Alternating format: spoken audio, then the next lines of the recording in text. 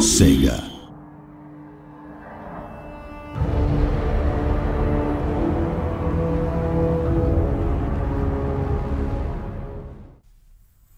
Hello, good evening, and welcome to the latest Total War Warhammer campaign walkthrough video.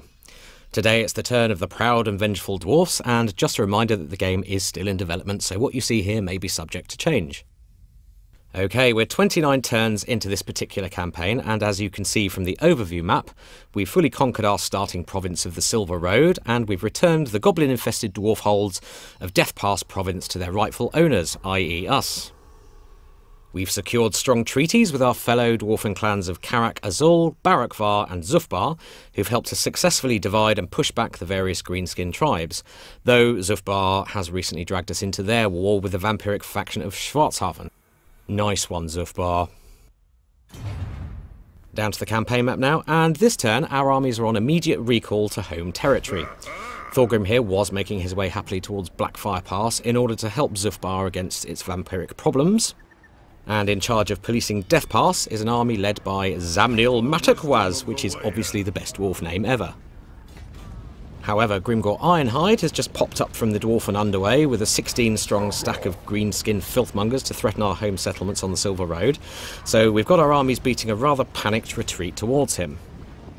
Now here is the jewel in the High King's crown, mighty Karaz Akarak itself. Also known as Everpeak, this glittering city with its rich gemstone mines stands testament to dwarfen engineering might and marks the stout heart of our growing kingdom. We've been focusing on its civic development, and one result of this is a very tough garrison consisting of grudge throwers, quarrelers, thunderers and a wall of elite defenders in the shape of longbeards and hammerers. Now, with the whole of the province under our control, we can enact commandments over it, and we're currently empowering the guilds to aid population growth and buff our trade income. Diving into the dwarf tech tree now, you can see how we're looking to dovetail that particular growth improvement with this particular technology, the autonomy of the holds. Now, this will supercharge the commandment we've issued and help us to expand our settlements much more swiftly. Now, the dwarf tech tree differs to those of the other races in that it follows two core disciplines. The way of the guilds brings improvements to civic matters such as growth, income, diplomacy and the reduction of vampiric and chaos corruption. The way of the clans branch is devoted entirely to the improvement of various dwarfen battlefield units. As you can see here, we're trying to balance our research across both trees as we go, so our provincial development keeps pace with our increasing military might. Looking at the building browser for Karaz Akarak now, and we can see how certain high-tier building chains can only be constructed in higher-level settlements. So we're going to have to upgrade Karaz Akarak another 2 tiers to build, say, the Rune Forge or the Throne Hall of the High King. We've also implemented a neat hint system in the buildings UI to mark out any prerequisites you'll need in order to recruit certain units. So if we want to recruit flame-spewing Iron Drakes or arm them with mighty Trollhammer torpedoes, you can see that a marker indicating that buildings in the engineer chain will be required. Okay then, let's end the turn as our armies are all out of action points for now. And as predicted, Grimgor has marched on one of our settlements. Now we have a single level 1 lord here, marshalling a teeny tiny garrison, versus Grimgor's significant force, so there's not much hope to be honest. He's also level 8, and as if that wasn't enough, he's already unlocked his fabled axe Gitsnik, and he's wearing the terrifying mask of E. Enough even to put a doughty dwarf to flight, though it pains my beard to say so.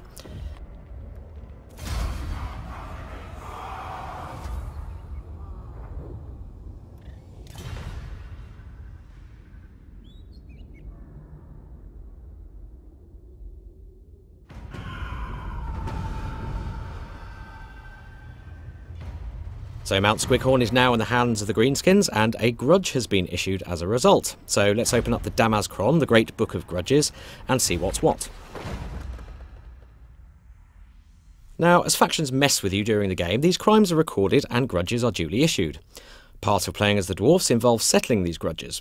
It's best to keep on top of them, as it's an affront to Dwarven pride if vengeance is not exacted. Keep your outstanding grudges low and you'll enjoy improved public order and diplomatic relations with other dwarf clans. Let the grudges stack up though, and over time you'll lose their respect and begin to face increasingly negative consequences. Clearing grudges often brings a meaty cash reward, but may confer other benefits as well.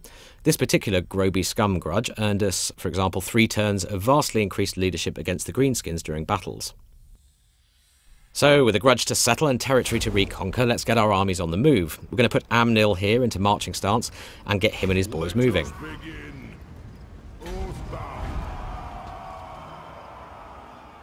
And we're going to do the same for Thorgrim. We'll be looking to our High King to give Grimgor the heave-ho, and he's well equipped for the task. Clad in glittering scales and armed with the Shrieking Blade, he actually causes terror now, which also means he's also immune to it, so Grimgor's terrifying Mask of E won't be so terrifying to Thorgrim. We've got some nice veterancy building up now across his army, and he's travelling with a Thane hero character equipped with a rune of Stoicism, which can be activated in times of dire need to strengthen his morale. He'll also be useful when it comes down to brass tacks with Grimgor. And we're going for a pretty balanced character build with Thorgrim, buffing some of his campaign, battle and personal combat skills as we go. I particularly like Ancestral Grudge as it gives him some really solid weapon strength bonuses against greenskins. We've already unlocked the quest for Thorgrim's Axe of Grimnir, and if we take a look at our quest list, we can see that the next stage of the quest requires us to recruit 2 gyrocopter or gyro bomber units into his army. Now, a lot of love and storytelling has gone into these quests, and we're really hoping you'll enjoy the narrative accompaniment, as well as the potent rewards. Okay, we'll leave Thorgrim there for now. I do hope you've enjoyed this slice of Dwarf campaign gameplay, and do stay tuned for more walkthrough videos coming very soon.